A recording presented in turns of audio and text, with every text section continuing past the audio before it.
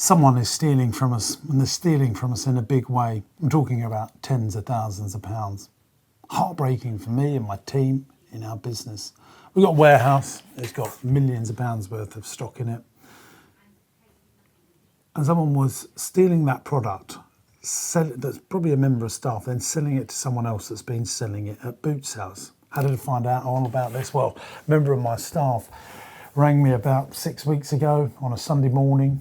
Wouldn't usually call me, so I answered the call. Hello, I'm at a boot sale. I'm seeing pallets of our stock here. Did you sell this to them? Obviously not. We wouldn't want our product in a situation like that.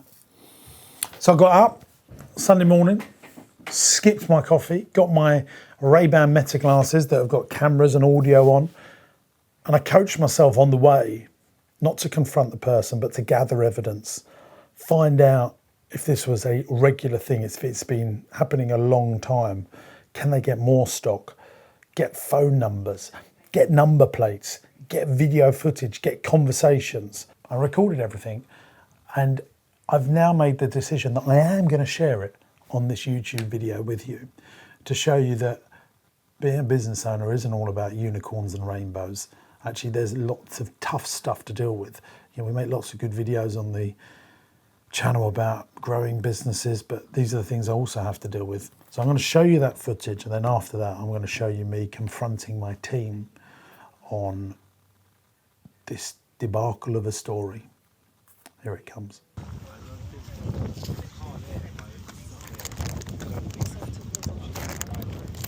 I run a cup group. We need loads of this. If you can get us any more, that'd be... I probably can, yeah, I probably can. How much would you do for all of that? If I took the whole lot? 40.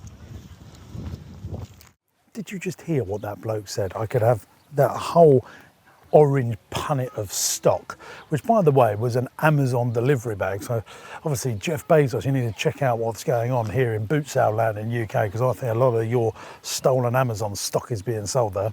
Just a thought. 40 quid he wanted to sell all that stuff for. That was at least £500 worth of stock in there at cost for me to make it. It was such a good deal. I was tempted to buy back the stock that I'd already paid for to get myself a bargain of 40 quid. This is disgusting. This is happening on a wholesale basis across boot sales across our United Kingdom. In fact, you know what? I'm going to write to my MP. Makes me want to get into politics and try and sort some of this stuff out. It really winds me up. Now, you're going to see me have a very awkward conversation with 35 of my key staff. Now, you won't be able to see them, but it's me standing up, telling them what's happened, trying to rally the troops together, see if we can find out who this little thief is. And you know what? Every part of my being wanted to reveal that person that was selling my stock's face on camera, but I've decided, because the police investigation is ongoing, I've decided to block that out because that's the right thing to do. But God, it's made me so bitterly angry. But, don't be bitter, be better, James Sinclair. Don't let it eat you up. Build a bridge. Right, check out this. This is not a good news conversation, really. And we've reported it to the police, and I'm going to absolutely take this to the next level. Someone has been, and it's highly likely someone in this room, someone has been taking stock from here and reselling it to someone else. We've got video proof of it, we know who's doing it, we've got telephone numbers, we've got number plates of the person selling the stock, and I actually went and saw them, and they told us that they'd taken teddy bear, or that they could get teddy bears. They've got our sound art stuff they're selling at boot sales in the UK. If anyone knows about it, if anyone's got anything, I mean, I will give you a cash reward because I want to catch this thief that is stealing from us. If anyone, so I've got the police are investigating it. Unfortunately for you, a lot of you are probably going to be interviewed as we go through the process. If anyone knows anything, please come and see me. If you have done it, save everyone, your colleagues going through all this rigmarole, please come forward so that I can, there's a lot of people in here, There's a lot of people in here, and I don't really want to put everyone through this, but I've got to find out who the thief is that is putting everyone at risk. I mean, it's a lot of stuff as well. I mean, I've got videos of the stuff, and you know, I've got to be in my bonnet about it. I want to find out who it is. It's disgusting. So if anyone knows anything about it, it's all Teddy-tastic stock. It's not Rossi stock. And we know, because of the type of the stock, that it's the stuff that's in this building. We know it's not stuff that's in our third-party buildings. So we've tracked that down as well. So if anyone knows anything, please come forward to us. You know what, we had some problems here with Rossi staff, and we quickly dealt with it. That was a few months ago, and I want to quickly deal with this first. If it is you, come talk to me.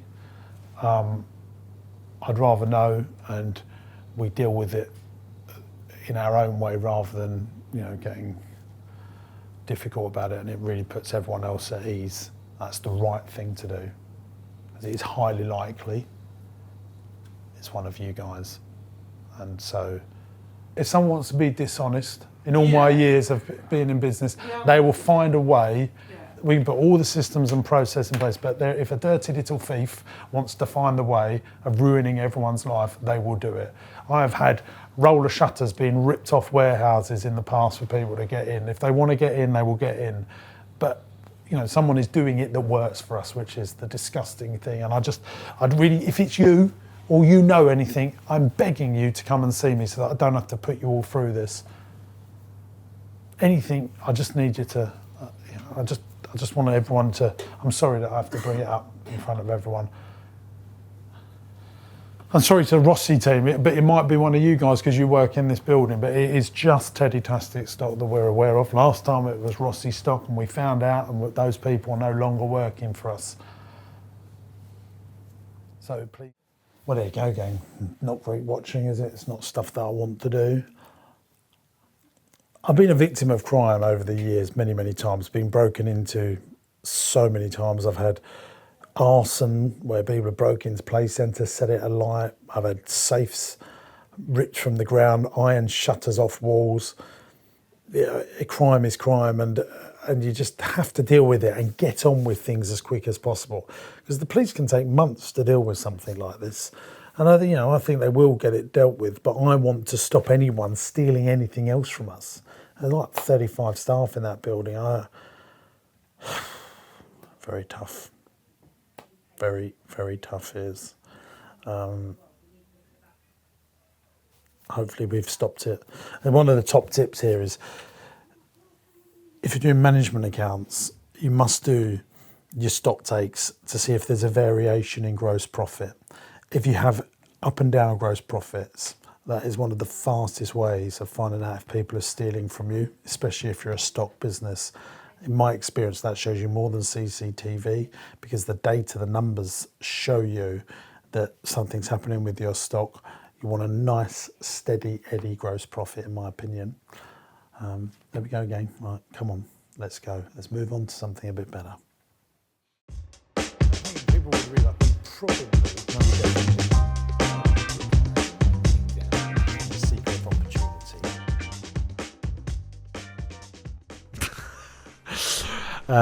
Dear. I mean, I don't really realise. I'm a workaholic, James. I like what I do. I lean into pain I take more stuff on, because I've solved problems. So I think I'll solve bigger problems. And I think, to use your phrase about not being woo-woo here, but I think the universe sees problem solvers or solution people and says, have some more, mate. Go and solve those problems as well. And, as you become more effective, the world wants you to solve more problems. So I don't, I do elements of work, whether my body is there or not mentally. More of it becomes mental as you build a bigger thing. You're doing a lot more thinking every single day. The things that I still like watching magic online and thinking, I could do that routine, that's very clever how that's done. But even then, I really realise it's about performance presentation, and you are who you are, aren't you? Maybe listening to a swing song, a bit of Rat Pack or a bit of soul funk. What is the next big chapter? What are you going to do? Keep doing the content? Yeah, absolutely. Keep doing the content. You're into it now. I mean, we in a couple of years' time, we'll be making videos for a decade. And if that 100 million comes in on that timeline you said, more? But I'm only doing that because I just think, well, why not? Yeah. Yeah, that's why do I want to do it? Well, the better question is, well, why not do it? Why not see what? Because it's really what you become along the way. I know that's a little bit of an ego, a bit of competitiveness in me. I know most people won't have achieved that and won't have done that. And I absolutely now know that I can. I used to say, in the early days of making content, I'll build my business up to 15 million of revenue, then I'll get someone else to run it that's better than me, because I won't have the skill set to run a business of that size. We were doing like 2 or 3 million then.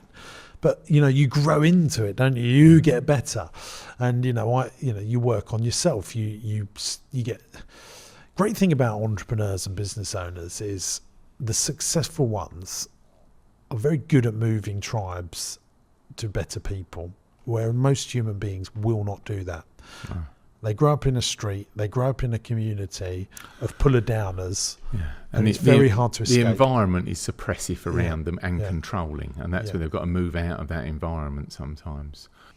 I told you about my Netflix contract, haven't I? No, you really? Tell me all about that. So I got a Netflix contract. I'll tell you about this. Did you know, Chuds? Did you know about this? You must have known about it. Go on, tell everybody. Well, we've been making content for a long time. And finally I signed up for a Netflix contract. It's $9.99 a month. Such a twit.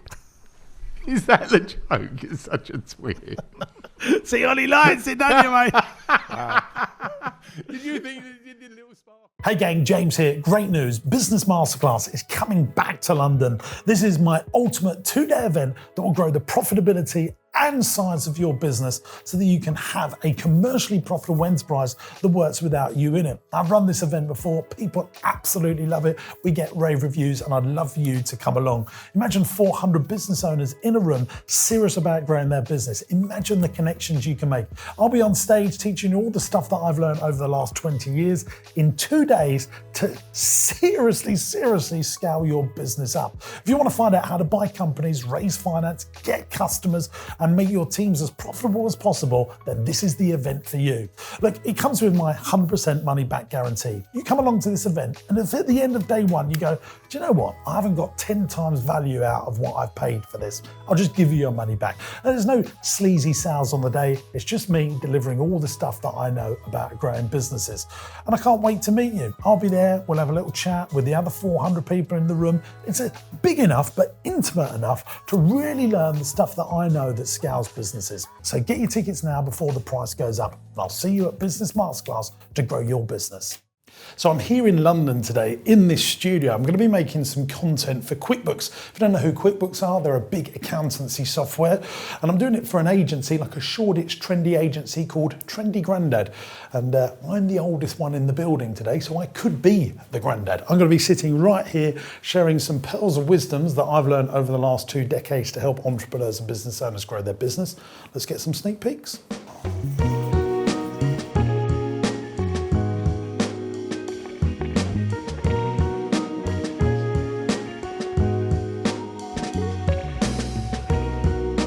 Hope you've enjoyed these tips and tricks that I brought to you in this video. I've been James Sinclair and Hope you've liked this. Okay, cut. This is Match the Business to the Owner, and we have James with us today! Yeah, we have to get real businessy.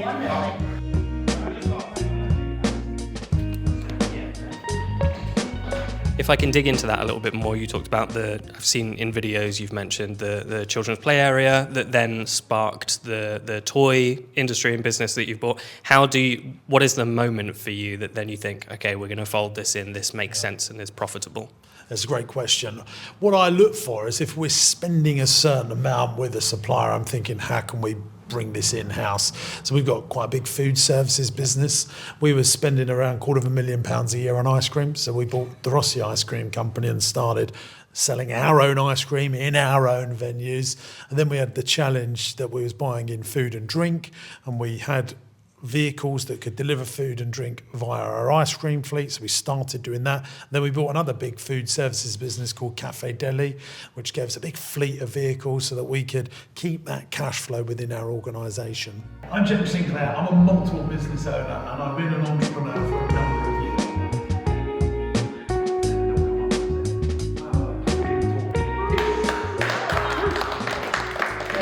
So I'm finishing up here with QuickBooks today. I've been doing some interview work for them, understanding the business of business influencers on YouTube and Instagram, and realising just how big these businesses are. Some of them have got tens of staff just to run their YouTube channel, and just how much money they make. It's all going to be on the QuickBooks Studio UK YouTube channel. There's a link in the video description if you want to see me interviewing them. Mad business stuff. Right, let's go.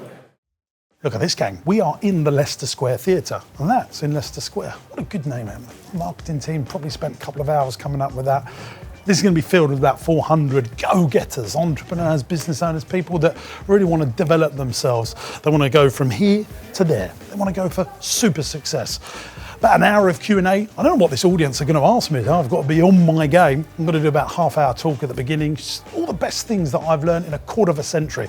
So I've got a big birthday coming up in 7 days. And I've been in business 25 years. So how old do you think I am? That's right, I started when I was 2.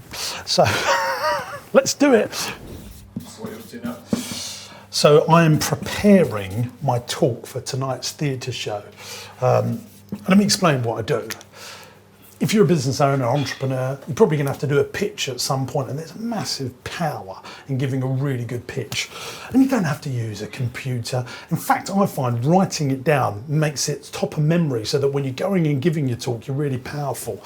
So I use these. I write down all my headlines, all the points of order that I want to get. Then I just put them all jumbled up, and then I can move the order depending on what I want to do. And then I write them on the flip chart. I've been doing that for 10 plus years, and I find the audience really likes it. They haven't got to look at screens. And also, if you're giving a presentation, something always goes wrong. The clicker doesn't work, the bloody software is not in date with your bloody iPad, then you have to put it on a PDF and all that palaver. It's all really stressful if you've got to give a talk.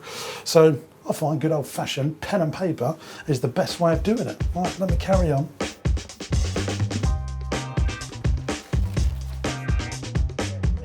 Thank you very much for coming here to Leicester Square Theatre, guys. I'm really lucky that I meet some really super successful entrepreneurs. I see one that I went to his house the other week, and I was really amazed. His name's Richard. There he is, Richard Harpin. Give a ladies and Richard Harpin.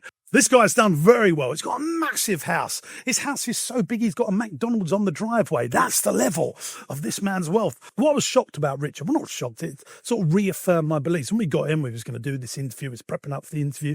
Now, before we did the interview, Richard was on me asking questions about content, about interview stuff. I think, why is he asking me? Why is this guy that has, bought Checker Trade, started HomeServe, built it into a £4 billion business, asking little old me some bits and bobs about entrepreneurship and business? Why is he asking me? It's that regular habit of the super successful entrepreneurs that I meet. They're sponges. They want to constantly learn, whether they're 105 or 25. They're looking for little golden nuggets so they can swipe and deploy into their little ecosystem to turn it into a bigger ecosystem. But one of the best habits that you build in your business, you're always building a business to sell, even if you have no intention of selling it. I'll say it one more time. You're always building a business to sell, even if you have no intention of selling it. And the management is what makes your business really valuable. You think about private equity companies, they're not looking for security. They're lending 100 million. There's not enough security there. They're looking at the quality of the management. So building a really good management team is probably the best investment that you make. Okay, next question. We're going to go over here to that very, very attractive man over there. Hi, James. My name's Mohammed. And hello, Mohammed. I've heard you talk about fast pound and slow pound. Yeah. And I just wanted to get your view on, do you have a view on, say, investing in gold or crypto with surplus funds. I just wanted a view on what your take is on that with the current financial situations, the uncertainty, etc. So again, what I said earlier, what's not going to change in 10 years rather than what is going to change in 10 years. So for me, fast pounds and slow pounds. So fast pounds is like your salary or cash flow in a business. It comes in and it disappears very, very quickly. It goes on all the running costs of the business. For me, I've always invested in commercial property. They're my slow pounds that build slowly over time. Now, for others, that could be, very safe stocks and shares or into a pension.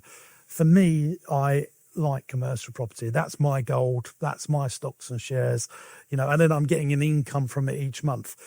Now, when I started out, it used to be buy to let and residential property. I'm just really not into that anymore. I only buy if I really have to, and it's essential for something that we're doing. So I much prefer buying warehouses that I can easily rent out. So that's the difference between fast pounds and slow pounds. Fast pounds is cash flow. Slow pounds for me is commercial property. Okay, next question. Not him, Stevie, someone else. Such a mood hoover, aren't you, James? Thank you. Can I just ask then, so you've mentioned about buying businesses, and you've bought businesses in the past, haven't you, in the childcare sector? And I was just wondering if you had any tips for negotiating when someone's buying a business. Very often you've got sellers, maybe they're overvaluing the business. I think if you're buying businesses, and I've done it once or twice now, I like to have multiple opportunities on the go at any one time so that you genuinely will walk away. I think that's really important for someone like me. A lot of people just work on one deal and then they put a lot of time into it. Then if it all falls apart, they get really disappointed. And so you must have a solution for absolutely walking away. So when I bought Cafe Deli, they wanted 3 million for the business, and I could only get it to 1.5 million in my head. That's all I was prepared to pay. So a little tip that I do, I say, well, look, I know you want 3 million, and lots of people have an overinflated view of their business in terms of valuation. So what I do is, number one, you don't want someone like Grant Thornton selling it, because they'll push the price up, which is their job. Well done, GT. I like to deal with business owners, and I'm using my own money, not private equity money or other people's money, which will push the price up. So I say, look, I know you want 3 million for it. My price is 1.5 million. And here's what I will do for you. Go and see if anyone will pay you the 3 million and take that money. But if you, after 6 months, realise that there's going to be lots of tyre kickers, I'm ready to go. Here's my proof of funds, or here's my bank-approved funding. Come back to me, and I won't try and push the price down. I'll still pay you the 1.5 million. 6 months later, they came back to me and said, we will sell to 1.5 million. Then I said, yeah, let's go. Winner, chicken dinner. Because that's all I was prepared to pay. So you've got to know your least position. If you've only got one on the go, you won't be like that. Yeah. Are you on Instagram as well? Any of you guys on Instagram? Or One more time, am I on Instagram? Instagram. Or any social media handles or anything? Me? Yeah. Yourself? I wonder if you and JB are on social media or anything. JB have one? Or? Yeah, James Burt Official. Is that where you're going? All right, come on. Yes, it's an inside. I get it. Sorry, yeah. What's your name, sir? Stefan. Stefan. Nice, confident name, Stefan. This is the first time I've been to anything like this. First time I've heard your podcast today. I'm sorry. And a friend invited me, and I'm so grateful that I can. So thank you so much for everything you shared so much. Very kind of you. I'm at a point in my business where we've been trading for a little under 15 years now. We've just hit £1 million revenue, and Muzzle tough. It feels very difficult at present. So we are a team of 7, 2 international, the rest here in the UK, and we are trying to break that barrier. And I find even now, for example, just getting finance from a bank, we've got a property we just flipped and bought it for 940, turned it to 2 million, and just getting a 1.2 million pound mortgage on that to then reinvest into the business is difficult because of first-time landlord. So, like, how would you advise someone in my position to move to the next level? Because I just feel like there's always a little bit of hindrance. And we do, just for context, we do home automation, so intelligent homes, and that's the nature of our business. Well, because you're frustrated and you're not satisfied with where you're at, and you sound like a smart person, you'll get through it. And this working it all out, this puzzle, is a good thing. You know, you want a little bit of resistance, you want a little bit of difficulty, but you lean into the difficulty and you work out how to do it. Get a really good accountant. My accountant's here today. Make sure you've got an accountant that understands entrepreneurs. Get yourself a mentor. Find someone that's doing what you're doing in a different part of the country and mastermind with them and meet up with them 5 or 6 times a year. That is one of my secret sources. When we started farm parks, you know, our business is friendly with lots of people that own farm parks, friendly with lots of people that own day nurseries, friendly with people that own commercial property, and we share information. They'll recommend you to a good bank manager that gets your space or a good finance broker that gets your space. They'll recommend you opportunities or tell you about that event that you should go to find those people. And that's what I've always done. I think we'll do one more before they chuck us out. Tracy, yeah, go. Where are we, Tracy? Just going back to your point about a great management team. When you're on the outside looking in, what do you look for in a great management team? The opposite of me is the cold hard truth. Someone that can do the day to day, that can do the nitty gritty, that is very good at operations. You know, someone that can get stuff done as well. They're a finisher. They know the difference between friendly and friends. They bring people with them. They're firm, but they're fair. They stay teachable. I think that's really important. Hey, and actually, the 10,000 hours of practice, you know, that they have done it before. Hey, I was with Richard when I was interviewing him at his way, and they've a new little set of something that I just love. And he said, this has done, can do, will do. And I think that is very good for senior management. That was my question to him as well. That's the best question to ask an entrepreneur or business owner that's putting senior management in place. What are the traits that you look for in effective management teams? And Richard said, has done, can do, will do. If they've done it before, which is the 10,000 hours of practice, the thing that I always spout out, you know, who, not how, but actually, can they still do it? And will they still do it? Yeah, because there's lots of people that have been super successful before, but, you know, can they still do it? And will they still do it? Are they living on their past greatness and they've got no energy to carry on doing it? So 10,000 hours. Highly effective, firm but fair, effective people. They've done it before, they can do it, and they still will do it. And they know the difference between friendly and friends. There we go, ladies and gents. That, I think, wraps up where we are tonight. Thanks for coming. Thank you.